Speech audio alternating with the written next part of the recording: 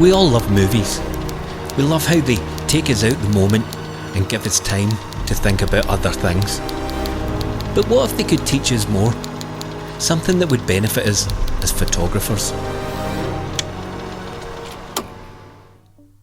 You know, movies don't hit us here just by accident. When you think about it, they've got crews, lighting crews, they've got production assistants, they've got a director of photography, and they've got a director. And every one of their jobs is to make sure that every scene that you see on the big screen really resonates with you and makes you think a little bit more. That's why movies that are 3.5 hours long manage to keep our attention. They use tricks, they use composition, and there's so many different things that they bring to the screen in front of you to make sure you don't go up and leave. Now, as photographers, we can steal quite a lot of their tricks and put it into our photographs, and before you know it, the same thing starts to happen. People don't just take a cursory glance at your photo, they start to look at it and think, why is that there? That's really good. Why am I drawn to this image? And that is the power of the silver screen. Now the great thing is, if you want to study that, all you have to do is watch movies, watch TV shows, and while you're doing that, try and look at the way the frame is set up. Where is the actor? What is the background? Because all of this you can start to take into your own photography. When it comes to cinematography and photography, it's not just what is in the frame that's important, it's where it is in the frame that really makes a difference. And yes, you'll have guessed by now, we're talking about composition, and we're going to look at what cinematographers do to make sure that when you're watching a movie, your eye is always focused on the thing that they want you to pay attention to. There's loads of tricks, as I mentioned at the start, but we're going to start with the most basic of all, and that's the rule of thirds. Now, some of these shots of classic movies have employed this for the last 50, 60, 70 years. Did we have movies 70 years ago? Yeah, I'm getting old. Now, when it comes to your photography, you need to start thinking about your subjects as if they're the actors. Where do you place them? Did they come in from the left-hand side? Are they right in the middle? Where you place them starts to tell you what you need to look at, what is important, and also it helps to start to convey what is the feeling of your photograph. Now, although the rule of thirds is kind of deemed to be a basic entry-level composition technique, I'm fairly sure you can see from these classic movies that still use it to this day, it's something that shouldn't be overlooked. And if you struggle with the rule of thirds, then make sure you've got the grid turned on in your camera, because that makes it abundantly clear where the grids are, where the intersection points are, and where you should start placing your actors. Now, although we've covered the basic stuff, let's dig a little bit deeper. When you want to deliver a message that has zero ambiguity, you know where it is you want the viewer to focus, then the centre of the frame is where you want to go.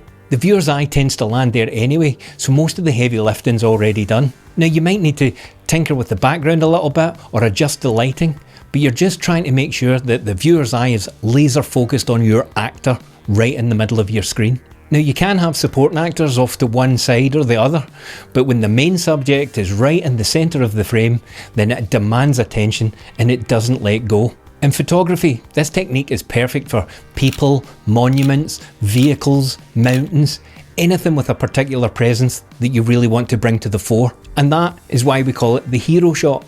It's straightforward, but don't underestimate the power of putting it right in the middle of the frame. And to take that one step further, where you are in relation to that centre frame subject really comes into play. So if you're above your subject and you're shooting down on it, what that tends to do is leads to insignificance. It diminishes the subject a little bit, which can also bring about that feeling of doubt. Great filmmakers use this to their advantage all of the time. If you get down lower and shoot up to it, then you add strength to it, it becomes more bold. It basically adds a level of grandiosity to the image. So don't just shoot at eye level, get down, get up, and experiment with your camera angles. But what if the landscape itself is the lead actor? How do you convey that sense of space when you're limited by a 16:9 or a 9:16 frame? Well, let's look at that now.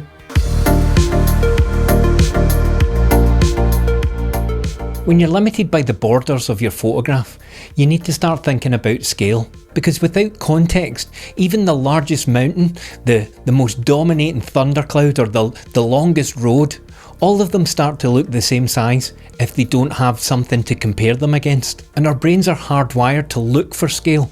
So if we've got a mountain this size and there's something down here that the brain knows how big it is, and that's how we work out depth, height, mass, and sometimes even speed. Because when we can compare it to something that we have as a frame of reference, then the whole image starts to make sense. So one of the easiest ways to do this is to put something like a human or a car, something that's instantly recognisable, but you have a general sort of understanding of how big that would be. And remember, the smaller they are in the frame, then the bigger the landscape around them starts to feel. You just need to make sure that they stand out and they don't get lost in amongst the details. So bright colours or light, all of these things really help. You'll have seen a ton of these on Instagram where there's a person with a red jacket and a massive waterfall, or a yellow jacket and a massive mountain. Apparently, jackets are what you need. So here are some examples, some famous movies. You can see again that they're starting to use exactly this technique, and it starts to make you think about, where are they going? How big is this place? They're on their own, they're isolated, the odds are stacked against them. All of these feelings start to happen when you start to experiment with space, especially around your subject. And the same happens in your photography. Don't just take a photograph of the mountain. Give it something that you can compare it against, and it will have instant wow factor when the viewer starts to look at it. But what do you do when you've got two heroes in the frame? In the background, well, it's trying to steal the scene. So here's the first time we're actually going to talk about camera settings, and that's specifically our aperture. Because one way to deal with a busy background is to try and smooth it out. The less sharp that the background is, the less likely it is to attract the viewer's attention, and again, you can land it squarely on the thing you want them to look at. And we do that by opening our aperture as wide as we can, and that makes the background soft and it stops fighting for your attention. Now, I would venture that there isn't a single movie out there that doesn't use this technique, and it doesn't need to be an outdoor shot. It doesn't need to be mountains and forests that you're trying to smooth out in the background. It could be something like this. In my studio, I want you to be focused on me, yet there's stuff going on behind me, and I'm shooting at 2.8, which is the widest this aperture will open, and that gives a slightly softer feeling to the background. I've moved myself probably about 3 feet away from the lens, but the background is another 6 to 7 feet away from me. So by setting it up like this, hopefully I'm nice and sharp and the background is starting to go a little bit soft, and you know what you're meant to be looking at. Hollywood uses this trick all the time, and you can see it from diner shots to in the car to office shots, outdoor shots. There are just so many examples of this, and again, if you watch TV for any more than 15 minutes, you're going to see this effect in operation. And you'll be fed up with me saying, but if you're looking for images that are sharp from front to back, then yeah, go ahead, you can shoot at f8, f11, you'll get a great result.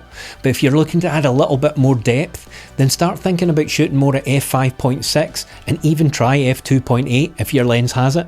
f4 is a decent fallback.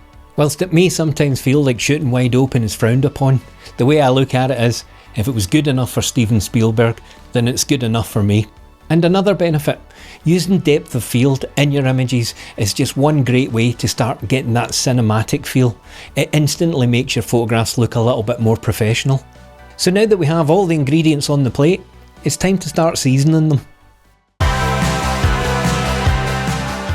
So now that we've talked about where to place your actors in your frame, it's time to pull all of that together and ask the question, why did we put them there? Because this is the difference from just taking a nice photograph and actually saying something. If you've got somebody that's travelling in your shot, if it's somebody walking, running, even in a car, and they're moving from left to right, then it's a good idea to try and line them up on the left third. That gives plenty of space to move into the frame, and that also brings with it a sense of calm, a sense of understanding that they're going on a journey, and it starts to tell that story of, well, where are they going and why are they going there? It starts to make you ask questions that a simple nice image wouldn't do. Now, whilst I'm suggesting you do that, these rules are there to be broken if that's what you want to do. You can have somebody moving left from right and push them up against the right edge of the frame, and that starts to bring in stress, anxiety, all of these sort of feelings. Where are they going? They've not got a lot of time to do this now. So if you're wanting to do that, be deliberate about it, but just be aware of it will change the entire tone of the image. The same principle applies when it comes to head space and space beneath your feet. If your subject is positioned really low in the frame and you bring in a ton of sky and a ton of dead space, then it gives a nice light and airy feeling to the image. So again, this is a great technique if you're looking for something like minimalism. But this works slightly different if you put the people at the top of your frame and the camera's down low to the ground. You start to get a kind of sneaky feeling. You're crawling into the scene, you're eavesdropping on the conversation. It starts to make it feel a little bit uneasy and you're somewhere where you shouldn't be. It seems crazy, but if you watch movies at all, you will see these things happening all the time. And that's why the hit is right here. The directors make you feel uneasy, they make you feel safe for a bit, but then they build tension and they put you on the edge of your seat. And as humans, we love that, and we need to try and do that with our photography. And if this has whetted your appetite a little bit to start looking a bit deeper at composition, then as you know, I've written an ebook all about it, and the link is in the description. It talks about leading lines, it talks about the rule of thirds, empty space. There's so many different techniques that I've not covered in this video, but you will still see them happening in all of the Hollywood blockbusters and even on the rubbish TV films. So if you're interested, you can pick it up just now. It is the last week of the discount, 30% off, ends on Sunday. So grab it while it's still there because it gets back up to full price next week. So it's fair to say we can learn so much from our filmmaker friends and all of those movies that we love. If you start trying to spot what the director's doing, and more importantly, why he's doing it, you'll start to get a better understanding of what you can do to raise your photography to the next level. By applying the same techniques, it really does start to make the whole job of photography easier, more relatable, and dare I say fun. And if you start to use these techniques, you will start to layer your images, not just with foreground, middle ground and background, but with emotion, with feeling and with intent. And when you think about it, a multi-billion-pound business like the movie industry relies on this. They hire directors based on their ability to do this, because when you start to convey emotion through your camera, that's when you've won the game. I'll see you in the next one, and thanks for watching.